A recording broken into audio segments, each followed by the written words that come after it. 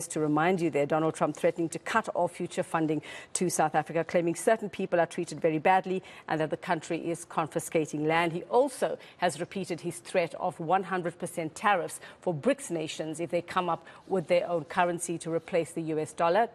Trump has warned that the U.S. wants a commitment from what he calls seemingly hostile countries that they will neither create a new BRICS currency nor back any other currency to replace the U.S. dollar, or they will face 100% tariffs. At the time, Russia said that any U.S. attempt to compel countries to use the dollar would backfire. But now the Kremlin is saying there is no talk about a BRICS currency, only about creating joint investment. Let's chat now to the president of the African Prosperity Fund, that's Yavi Madure, who's been tracking developments around the story. Yavi, a very good afternoon to you. And what are the implications then for the U.S. if BRICS goes ahead with its own currency, and why is Trump so threatened by this?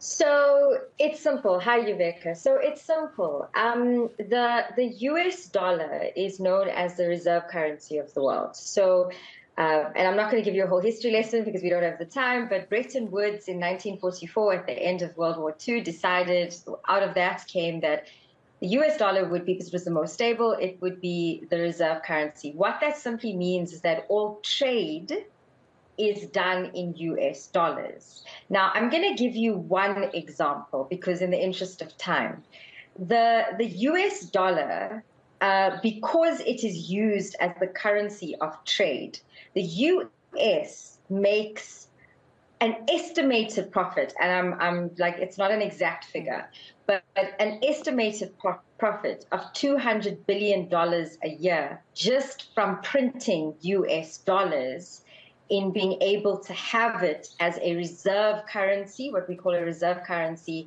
in every country across the world who engages in trade.